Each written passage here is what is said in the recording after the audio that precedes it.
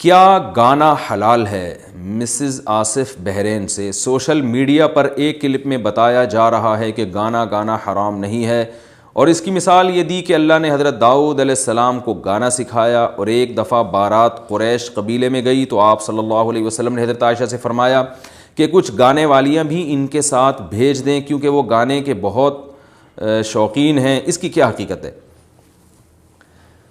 یہ جو حضرت عائشہ رضی اللہ تعالیٰ عنہ کے دور میں واقعہ ہوا، آپ صلی اللہ علیہ وسلم نے یہ جس حدیث کی طرف آپ نے اشارہ کیا ہے، تو یہاں جو جس گانے کی طرف رسول اللہ صلی اللہ علیہ وسلم نے اشارہ کیا وہ عربی کا لفظ غنا ہے۔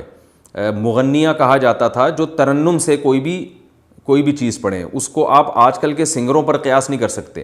تو مغنیہ کا لفظ حدیث میں استعمال ہوا ہے، اور مغنی یا مغنی کہتے ہیں جو گانے والا، اور مغنیہ گانے والی۔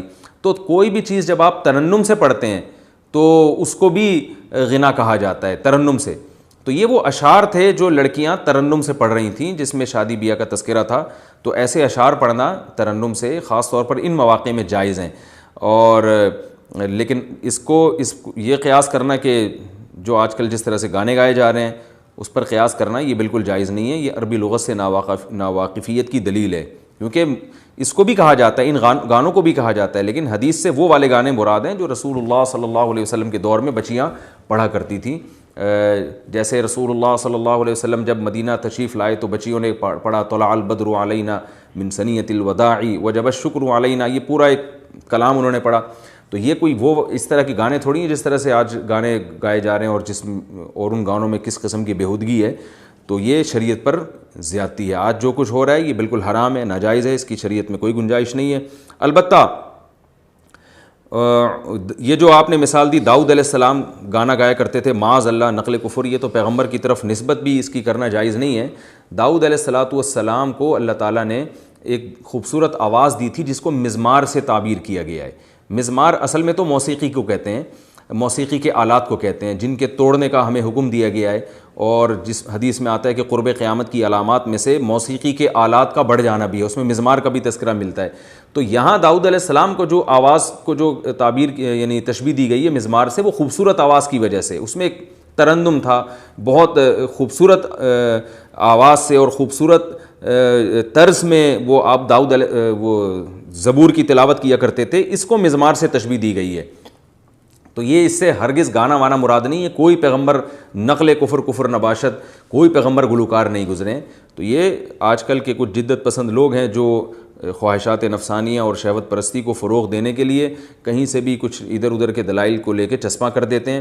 وہ یہ دیکھتے نہیں ہیں کہ حدیث میں یہ لفظ اس معنی میں حقیقت ہے یا مجاز ہے، اس کے حقیقی معنی کیا ہیں، اور اس وقت یہ حقیقی معنی میں استعمال ہو رہا ہے یا مجازی معنی میں استعمال ہو رہا ہے، اس بحث سے ان کو کوئی واسطہ نہیں ہوتا، بس کہیں سے بھی کچھ لیا اور وہ فٹ کر دیا۔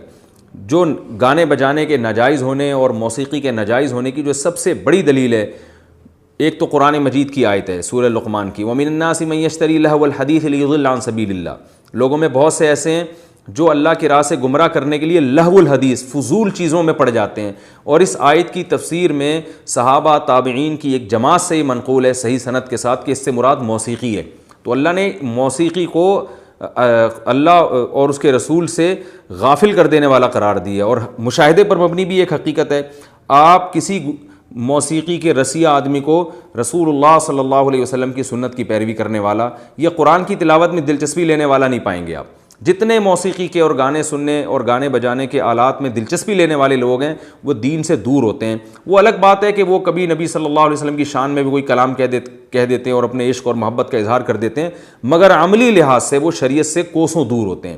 اور جتنے علماء صلحاء جو ہم نے دیکھے ہیں یا عامت الناس میں جو لوگ قرآن و سنت کو پورا فالو کر رہے ہوتے ہیں، وہ موسیقی سے اتنا ہی دور ہوتے ہیں، بلکہ وہ تو موسیقی سن کے اپنے کانوں میں انگلیاں ٹھوس لیتے ہیں، وہ دلچسپی نہیں لیتے موسیقی سے۔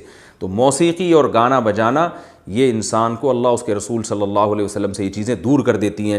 آپ صلی اللہ علیہ وسلم نے فرمایا کہ میری امت میں بھی خسف اور مسخ ہوگا، یعنی زمین بھی دھسے گی جس میں عذاب آئے گا، اور مسخ لوگوں کی شکلیں بھی تبدیل ہوں گی، ایسے عذاب آئیں گے، اور یہ اس وقت ہوگا جب موسیقی کے آلات پھیل جائیں گے اور شرابیں پی جائیں گی اور ان کے سروں پہ دف بجائے جائیں گے، یعنی ڈھول دھماکے جو ہے نا لوگوں کے سروں پہ بجائے جائیں گے۔ جب یہ وقت آئے گا تو پھر انتظار کرو خسف اور مسخ کا، یعنی زمین بھی دھسے گی اور لوگوں کے چہرے بھی اللہ تعالیٰ مسخ کریں گے، ایسے عذاب دنیا میں آنا شروع ہوں گے۔ اللہ تعالیٰ ہم سب کی حفاظت فرمائے۔ تو اس لیے گانے بجانے سے اپنے آپ کو دور رکھیں۔ البتہ اتنی بات ضرور ہے کہ گانے کا مضمون میں اگر بےہودگی نہ ہو تو بعض علماء نے اس کی گنجائش دی ہے کہ میاں بیوی ایک دوسرے کو وہ گانا سنا سکتے ہیں اپنی آواز میں، اس کی بعض علماء نے گنجائش دی ہے۔ تو اگر کوئی اس پر عمل کرنا چاہے تو ان علماء کے قول کے مطابق اس کی گنجائش بنتی ہے۔